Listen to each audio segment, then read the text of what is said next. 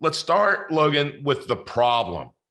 And, when I say the problem, like what's one of the first things that comes to your head? When I say and I mean the problem with people out there is the problem with their money, right? And what we're taught and why we're struggling and why people kind of go through their lives really banging their head up against the wall.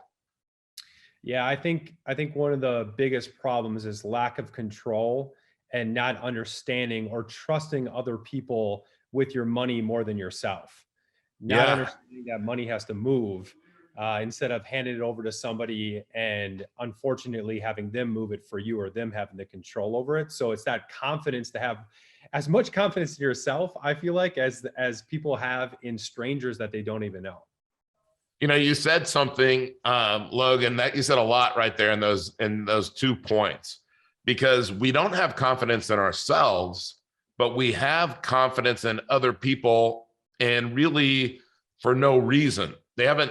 We don't know. We didn't ask them to give us 10 people that they've made, millions of dollars for, or got people that they've created a financial freedom plan for, right? In the sales pitch of these people, every one of them is exactly the same, Logan. And I know that you've been through this, I'm sure, multiple times. But here's the sales pitch. What do you have? Where is it? Oh, I can do so much better than that. Right? And to me, it seems crazy that people would go, okay, yeah, you know what? You're a better sales guy than the last sales guy. And when I say guy, I mean men or women. And they're selling us clubs. And what I mean by that is, if you and I were going to go play golf tomorrow at Augusta, right?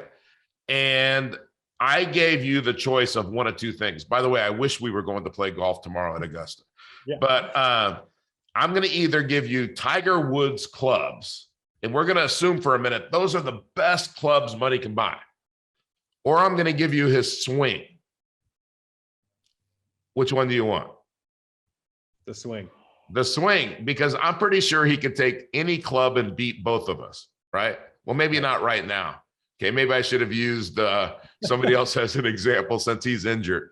But, Logan, what you learned and what I've learned is the swing. Okay, but somebody else can't swing the club for you.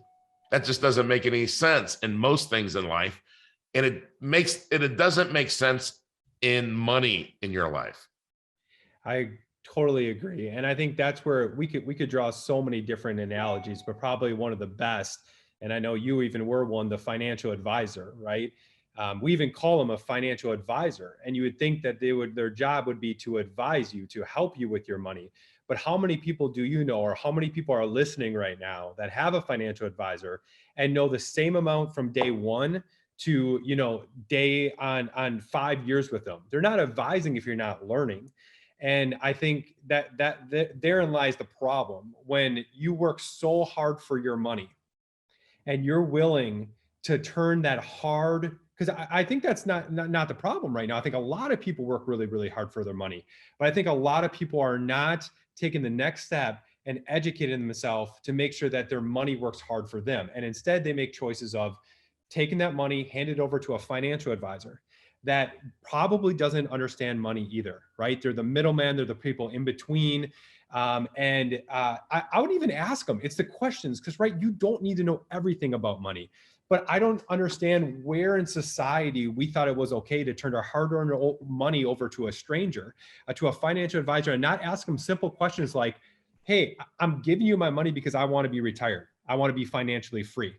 Are you? Right. When do you want to be financially free? What is your net worth? All these things that you're advising me on, are you doing that too? And we don't ask those questions. We just don't know what to do with the money. And we somehow believe, because society has told us that financial advisor does. So we just hand that all over, and then we leave more confused than when we got there. Like, that's not advising. No, but you know what? Logan, you hit on something. They want us confused, because if we're confused and we don't know what questions to ask, then guess what? We can't question them. Right. But if you think about it, how many people do you know, and a lot of business owners fall into this, is you tell them something with real estate or something, you give them an idea and they say, let me check with my CPA on that. Right? Or I would have to run this by my CPA. And I always ask them the same question, Logan, that you just asked. Is your CPA wealthy? Yeah. And they say, well, I think he does okay. And so, okay, great. Then if you're going to take your advice from him, then you're going to do okay as well. Maybe. Is that what you're trying to do, is do okay?